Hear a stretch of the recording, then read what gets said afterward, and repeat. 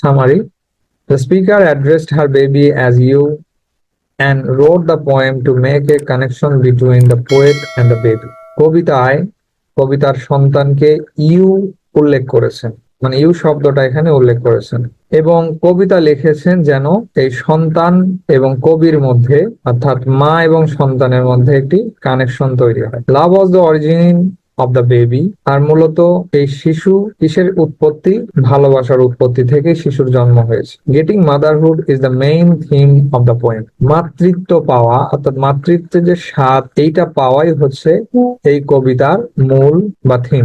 There was a difference between the feelings after and before the birth of a child. একজন শিশুর জন্মের পরে এবং আগে যে অনুভূতি, সেটা সম্পূর্ণ আলাদা, বা এই দুটো অনুভূতির মধ্যে পার্থক্য আছে। When the child was birthed, the midwife slapped the footsole of the baby and it started to scream. শিশুর জন্মের পরে মিডওয়াইফ মানে ধাত্রী বা নার্সরা এসে শিশুর ফুটসোলে, পাদদেশে কি করে, স্ল্যাপ করে, আঘাত করে, তখন শিশু কান্না করে, চিৎকার করে ওঠে। The family members rounded the baby.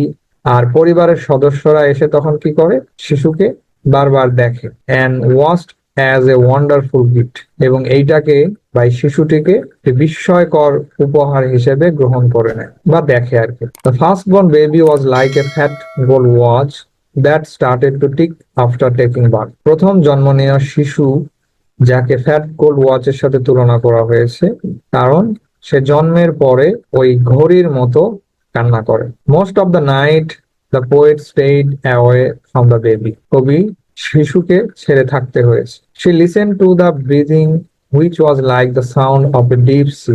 শিশুর যে শ্বাস নেওয়ার শব্দ, সেইটা শুনতেন, যেটা মূলত সাগরের বা মৃদু যে একটা আওয়াজ হয় ঢেউয়ের, সেইটার মতো মনে করতেন।